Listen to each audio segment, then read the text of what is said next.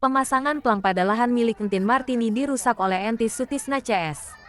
Cibungbulang, Bogor, diduga Entis CS merusak, mencabut, menjatuhkan pemasangan papan plang pada lahan milik Entin Martini seluas 798 m2 berdasarkan akte jual beli PPAT nomor 167 tahun 1982 di Kepulauan Babakan RT 02 RW 03 Desa Cibatok 1, Kec, Cibungbulang Kap Bogor.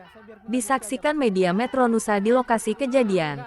Plang dipasang oleh pihak pemilik lahan pada Rabu tanggal 19 Maret tahun 2025 pukul 10 WIB dihadiri perwakilan Kapolsek Cibungbulang, Kecamatan, Pol PP, dan Ramil, Cecep sebagai Kades Cibatok 1, dan juga Solahuddin Dalimunte kuasa hukum Entin Martini.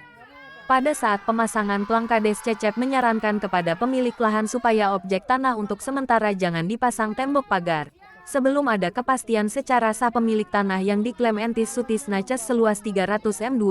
Walaupun Entis CS tidak dapat menunjukkan bukti surat kepemilikan sesuai luas tanah yang dipermasalahkan, para pihak pun akhirnya menyepakati saran yang disampaikan oleh Kades Cecep agar objek tanah tidak dipasang tembok pagar. Untuk pemasangan plang sepakat tidak ada permasalahan karena sudah sesuai prosedur, di mana sebelum pemasangan plang tanah, Solahuddin sebagai kuasa hukum Entin Martini sudah melayangkan surat perlindungan hukum, bukti tanda terima tembusan surat terlampir.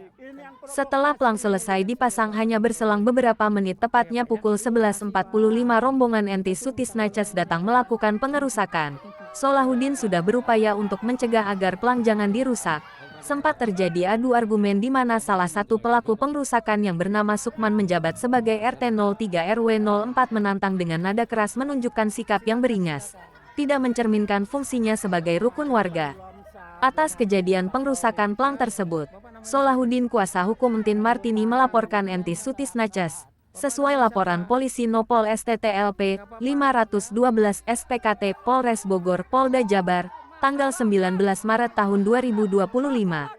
Bukti terlampir. Menurut Solahuddin kuasa hukum Entin Martini, ada kong kali kong atas tanah milik Entin Martini. Diduga Kades Cecep ingin berlindung mengatasnamakan masyarakat. Dugaan tersebut dikuatkan adanya keinginan Kades Cecep menjadikan lahan seluas 300 m2 untuk fasos-fasum desa, sehingga proses penerbitan surat 3 serangkai sebagai syarat untuk penerbitan SHM Entin Martini ditolak oleh Kades Cecep. Ucap Solahuddin.